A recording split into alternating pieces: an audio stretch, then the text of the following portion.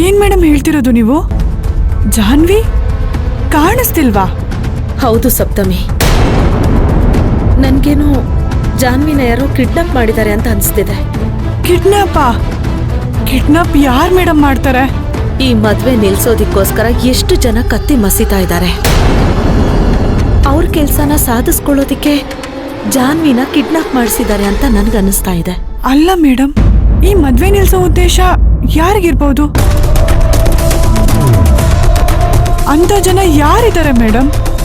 ಇನ್ಯಾರು, ಆ ರಾಕ್ಷಸಿ ಇದ್ದಾಳಲ್ಲ ಮಂಜರಿ.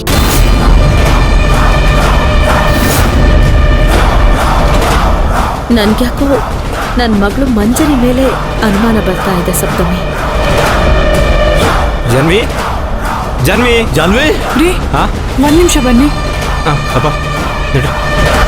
ಸಪ್ತಮಿ ಅವರೇ, ಜಾನ್ವಿ ಕಾಣಿಸ್ತಿಲ್ಲ ಸಪ್ತಮಿ ಅವರೇ. ನಂಗೆ ತುಂಬ ಟೆನ್ಷನ್ ಆಗ್ಬಿಟ್ಟಿದೆ, ಏನು ಮಾಡ್ಬೇಕಂತಾನೆ ಗೊತ್ತಾಗ್ತಿಲ್ಲ. ರೀ, ಜಾನ್ವಿಗೆ ಏನೂ ಆಗಿರಲ್ಲ, ನೀವು ತಲೆ ಕೆಡಿಸ್ಕೋಬೇಡಿ. ಸ್ವಾಮಿ, ಜಾನ್ವಿ ವಿಷಯ ಬರ್ತಿದ್ದಂಗೆ ಸಪ್ತಮಿ ಎಲ್ಲ ವಿಷಯನೂ ಮರ್ತಿ ನನ್ನ ಜೊತೆ ಮಾತಾಡ್ತಾಳಲ್ವಾ? ಇರ್ಬೋದು ಕಣೋ.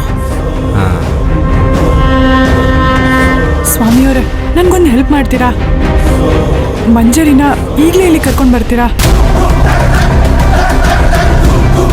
ಜಾನ್ವಿನ ಕಿಡ್ನಾಪ್ ಮಾಡಿರೋ ಬೇರೆ ಯಾರು ಅಲ್ಲ, ಮಂಜರಿ ಅಂತ ಮಂದಾರ ಮೇಡಮ್ ಅನುಮಾನ ಪಡ್ತಿದ್ದಾರೆ.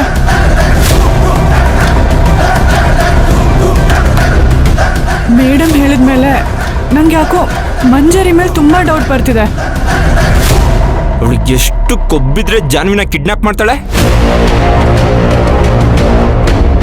ನಮ್ಮ ಮದುವೆ ಹಾಳು ಮಾಡ್ಬೇಕಂತಾನೆ ಈ ಥರ ಪ್ಲಾನ್ ಮಾಡಿದಾಳೆ ಅನ್ಸುತ್ತೆ. ನಾನು ಈಗಲೇ ಹೋಗಿ ಸರಿಯಾಗಿ ಉಗ್ದು ಜಾನ್ವಿನ ಬಿಡಿಸ್ಕೊಂಡ್ ಬರ್ತೀನಿ. ರೀ, ಒಂದ್ ನಿಮಿಷ. ಸಪ್ತಮಿ ಅವರೇ, ನನ್ನ ತಡಿಬೇಡಿ. ನಾನ್ ನಿಮ್ನ ತಡಿತಾ ಇಲ್ಲ, ಆದ್ರೆ ನಾನು ಮಾತಾಡೋದನ್ನ ಕೇಳಿ. ಅಯ್ಯೋ ಮಗ, ಸುಮ್ಮನೆ ಬಾರು. ಬಿಡು ಸ್ವಾಮಿ, ನನ್ಗೆ ಎಷ್ಟು ಕೋಪ ಬರ್ತಿದೆ ಗೊತ್ತಾ? ರೀ, ನನಗೂ ನಿಮ್ಮಷ್ಟೇ ಕೋಪ ಬರ್ತಿದೆ, ಆದ್ರೆ ನಾನು ತಾಳ್ಮೆಯಿಂದ ಇದ್ದೀನಿ. ಮೊದಲು ಮಂಜರಿನ ವಿಚಾರಿಸೋಣ. ಜಾನ್ವಿನ ಅವಳೇ ಬಚ್ಚಿಟ್ಟಿದ್ರೆ ಆಮೇಲೆ ಏನ್ ಮಾಡ್ಬೇಕು ಅಂತ ನಿಮ್ಗೆ ಗೊತ್ತಲ್ವಾ? ವಿಚಾರಿಸ್ಕೊಂಡು ಕೂರಕ್ಕಾಗುತ್ತಾ? ನೀವೇ ಹೇಳಿ.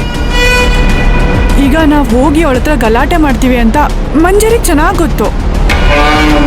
ಮಂಜರಿ ಕೂಡ ಅದಕ್ಕೆ ಕಾಯ್ತಿರ್ತಾಳೆ. ನಾವು ಜಗಳ ಮಾಡಿದಾಗ ಈ ವಿಷಯನ ದೊಡ್ಡದು ಮಾಡಿ ಹೇಗಾದ್ರೂ ಮಾಡಿ ಈ ಮದ್ವೆನ ನಿಲ್ಸೋಣ ಅಂತ ಅವಳು ಪ್ಲಾನ್ ಮಾಡ್ತಿರ್ತಾಳೆ. ಅದಕ್ಕೆ ನಾವು ಅವಕಾಶ ಮಾಡಿಕೊಡ್ಬಾರ್ದು.